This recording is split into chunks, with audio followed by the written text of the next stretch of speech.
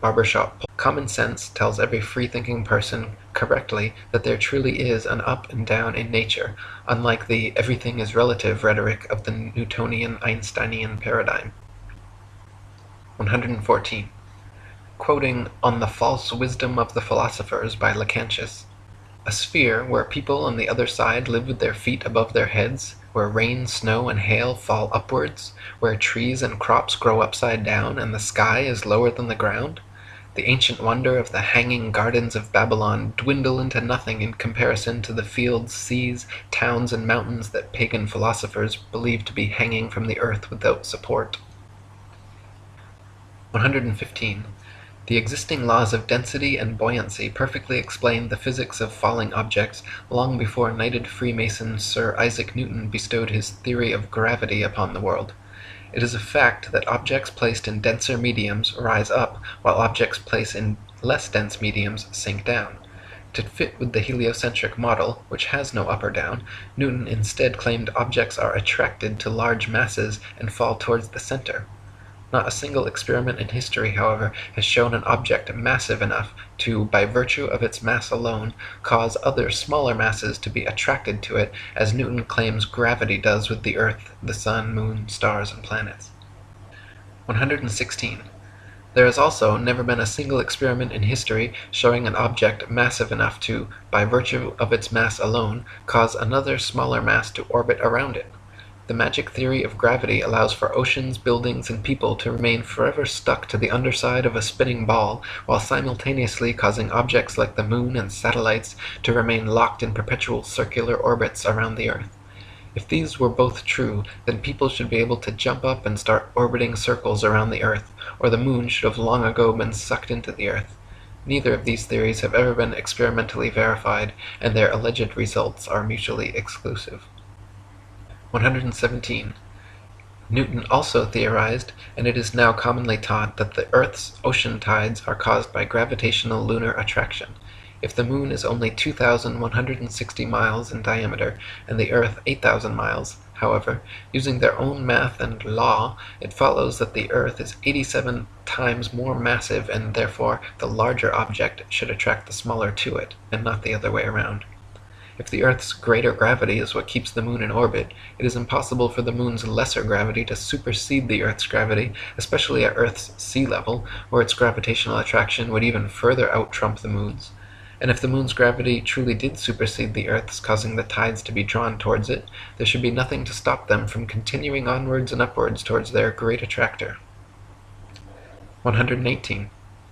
Furthermore, the velocity and path of the moon are uniform, and should therefore exist a uniform influence on the Earth's tide, when in actuality Earth's tides vary greatly and do not follow the moon.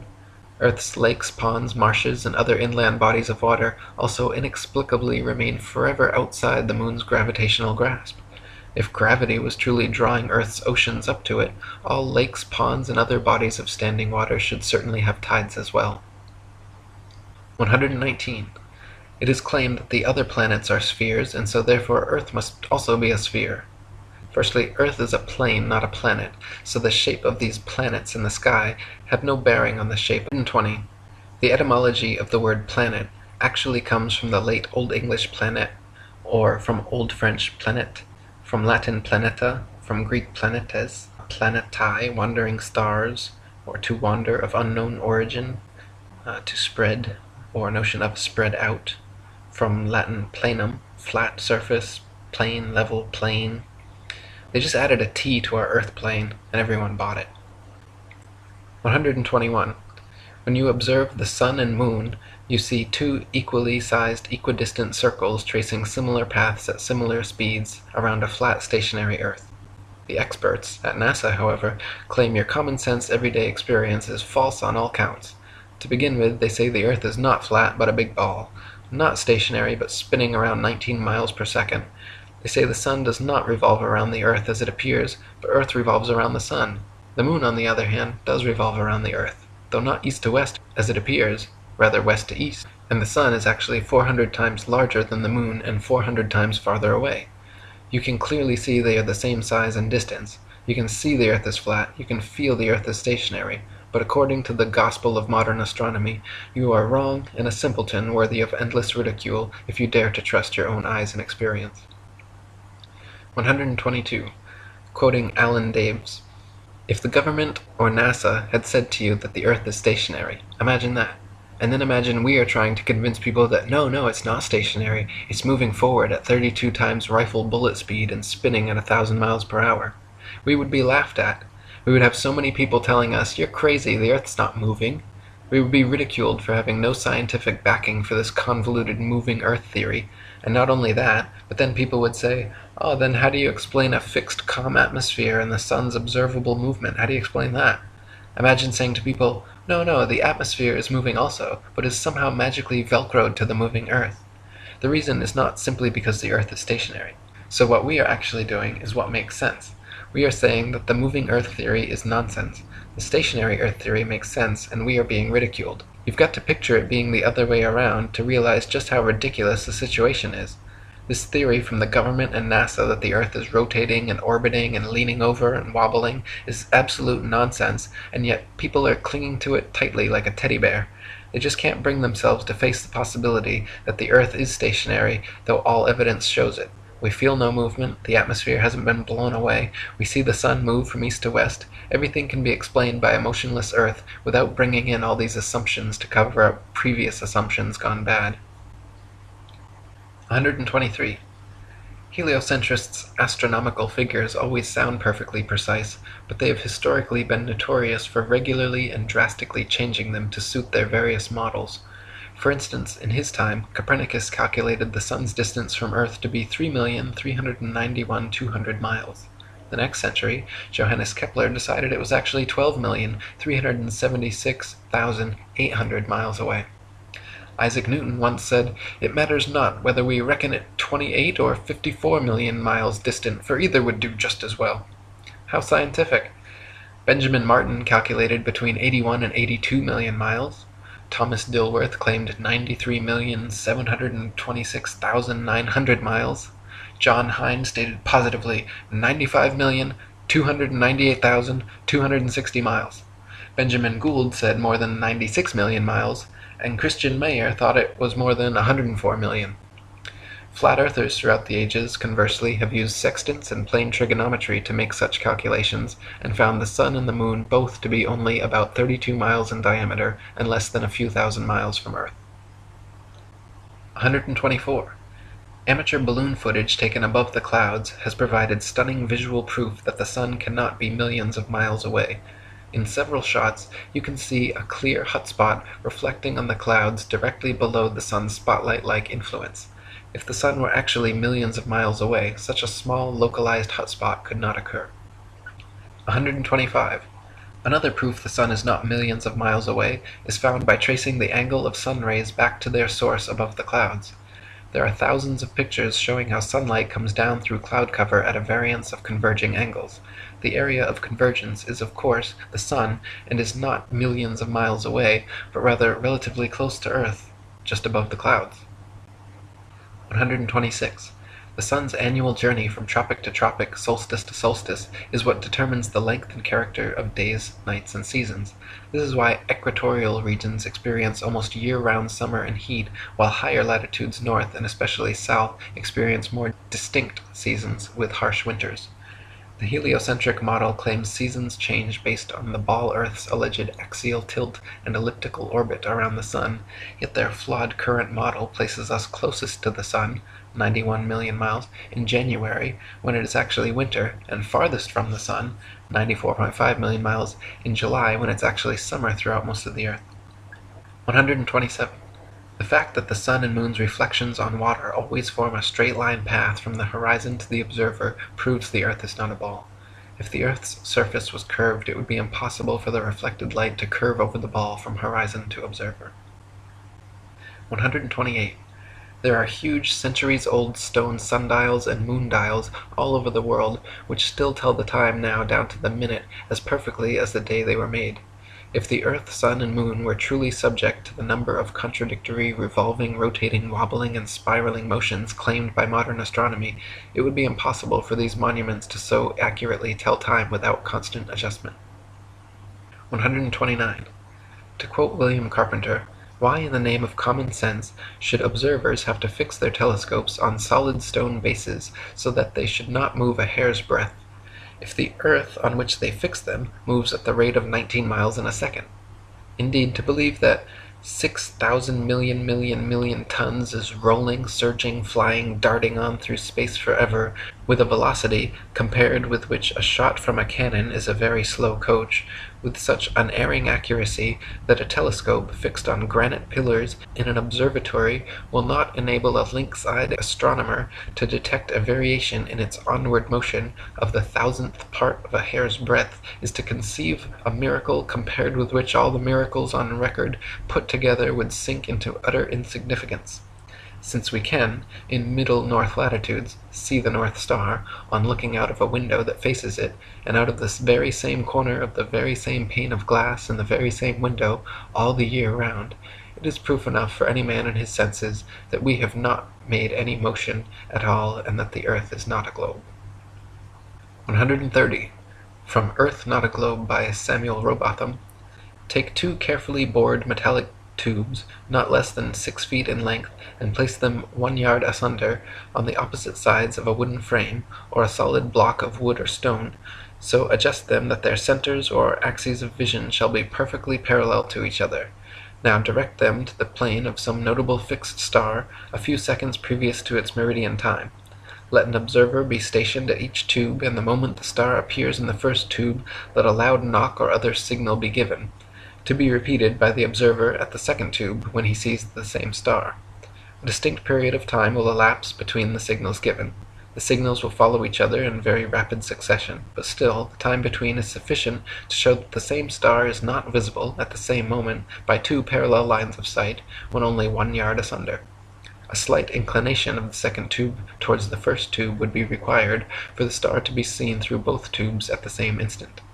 Let the tubes remain in their positions for 6 months, at the end of which time the same observation or experiment will produce the same results. The star will be visible at the same meridian time without the slightest alteration being required in the direction of the tubes, from which it is concluded that if the earth had moved 1 single yard in an orbit through space, there would at least be observed the slight inclination of the tube which the difference in position of 1 yard had previously required. But as no such difference in the direction of the tube is required, the conclusion is unavoidable, that in 6 months a given meridian upon the earth's surface does not move a single yard, and therefore that the earth has not the slightest degree of orbital motion. 131. NASA and modern astronomy maintain that the moon is a solid, spherical, Earth-like habitation which man has actually flown to and set foot on. They claim the moon is a non-luminescent planetoid which receives and reflects all its light from the sun. The reality is, however, that the moon is observably not a solid body. It is clearly circular, but not spherical, and not in any way an Earth-like planetoid which humans could set foot on. In fact, the moon has been proven largely transparent and completely self-luminescent, shining with its own unique light. 132. The sun's light is golden, warm, drying, preservative, and antiseptic, while the moon's light is silver, cool, damp, putrefying, and septic. The sun's rays decrease the combustion of a bonfire, while the moon's rays ink preserved, like raisins, dates, and prunes. Animal flesh coagulates, loses its volatile gaseous constituents, becomes firm, dry, and slow to decay. When exposed to moonlight, however, plant and animal substances tend to show symptoms of putrefaction and decay. This proves that sun and moonlight are different, unique, and opposites, as they are in the geocentric flat model. 133. In direct sunlight, a thermometer will read higher than another thermometer placed in the shade, but in full direct moonlight, a thermometer will read lower than another placed in the shade. If the sun's light is collected in a large lens and thrown to a focus point, it can create significant heat, while the moon's light collected similarly creates no heat. In the Lancet Medical Journal from March 14, 1856, particulars are given of several experiments which prove the moon's rays, when concentrated, can actually reduce the temperature upon a thermometer more than 8 degrees. So sunlight and moonlight clearly have altogether different properties. 134. Furthermore, the moon itself cannot physically be both a spherical body and a reflector of the sun's light. Reflectors must be flat or concave for light rays to have any angle of incidence. If a reflector's surface is convex, then every ray of light points in a direct line with the radius perpendicular to the surface, resulting in no reflection. 135. Not only is the moon clearly self-luminescent, shining its own unique light, but it is also largely transparent. When the waxing or waning moon is visible during the day, it is possible to see the blue sky right through the moon. And on a clear night, during a waxing or waning cycle, it is even possible to occasionally see stars and planets directly through the surface of the moon. The Royal Astronomical Society has on record many such occurrences throughout history which all defy the heliocentric model. 136. Many people think that modern astronomy's ability to accurately predict lunar and solar eclipses is a result and proof positive of the heliocentric theory of the universe. The fact of the matter, however, is that eclipses have been accurately predicted by cultures worldwide for thousands of years before the heliocentric ball Earth was even a glimmer in Copernicus's imagination.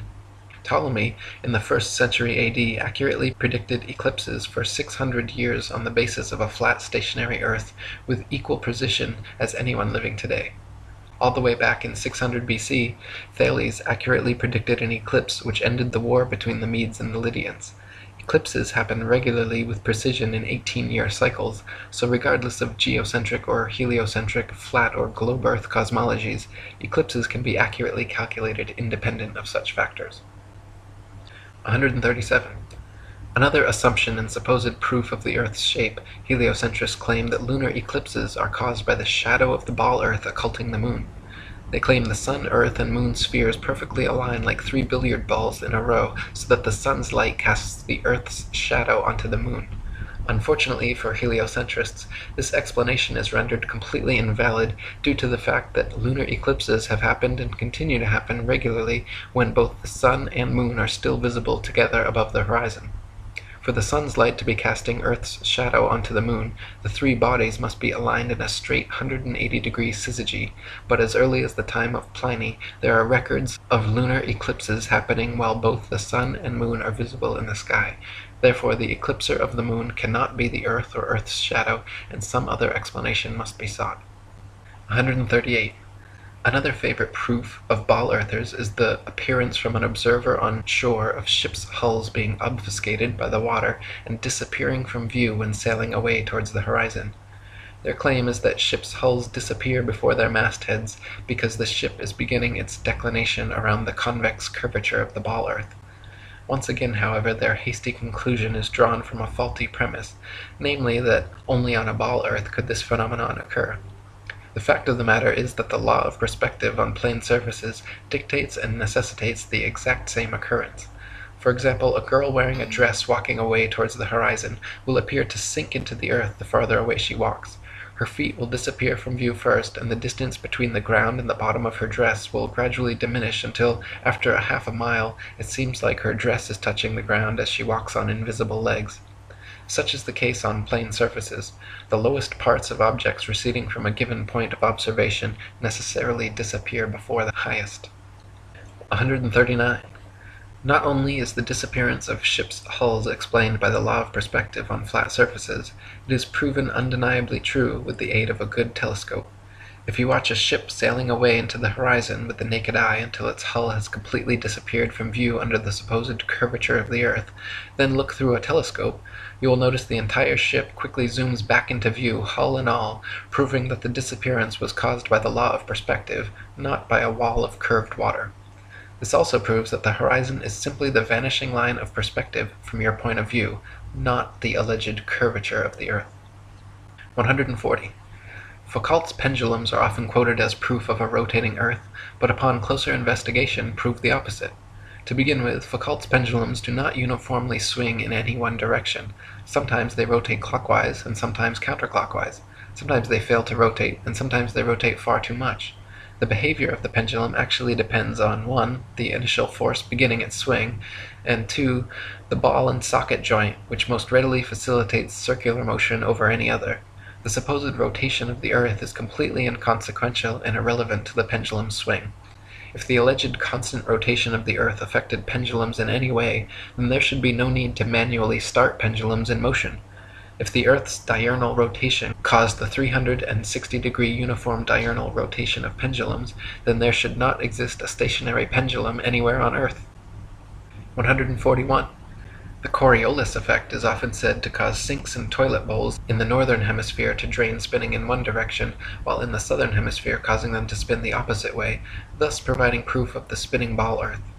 Once again, however, just like Foucault's pendulums spinning either which way, sinks and toilets in the northern and southern hemispheres do not consistently spin in any one direction. Sinks and toilets in the very same household are often found to spin opposite directions, depending entirely upon the shape of the basin and the angle of the water's entry, not the supposed rotation of the Earth. 142. People claim that if the Earth were flat, they should be able to use a telescope and see clear across the oceans. This is absurd, however, as the air is full of precipitation, especially over the oceans, and especially at the lowest, densest layer of atmosphere, is not transparent. Picture the blurry haze over roads on hot, humid days. Even the best telescope will blur out long before you could see across an ocean. You can, however, use a telescope to zoom in much more of our flat Earth than would be possible on a ball 25,000 miles in circumference. 143. People claim that if the Earth were flat, with the sun circling over and around us, we should be able to see the sun from everywhere, all over the Earth, and there should be daylight, even at night time. Since the sun is not 93 million miles away, but rather just a few thousand, and shining down like a spotlight, once it is moved significantly far enough away from your location, it becomes invisible beyond the horizon, and daylight slowly fades until it completely disappears. If the sun were 93 million miles away and the Earth a spinning ball, the transition from daylight to night would instead be almost instantaneous as you passed the terminator line. 144. Pictures of the moon appearing upside down in the southern hemisphere and right side up in the north are often cited as proof of the ball Earth, but once again, upon closer inspection, provide another proof of the flat model. In fact, time-lapse photography shows the moon itself turns clockwise like a wheel as it circles over and around the Earth. You can find pictures of the moon at 360 degrees of various inclination from all over the Earth, simply depending on where and when the picture was taken. 145. Heliocentrists believe the moon is a ball, even though its appearance is clearly that of a flat luminous disk. We only ever see the same one face, albeit at various inclinations, of the moon, yet it is claimed that there is another dark side of the moon which remains hidden. NASA states the moon spins opposite the spin of the Earth in such a perfectly synchronized way that the motions cancel each other out, so we will conveniently never be able to observe the supposed dark side of the moon outside of their terrible fake CGI images. Fact of the matter is, however, if the moon were a sphere, observers in Antarctica would see a different face from those at the equator, yet they do not. Just the same flat face rotated at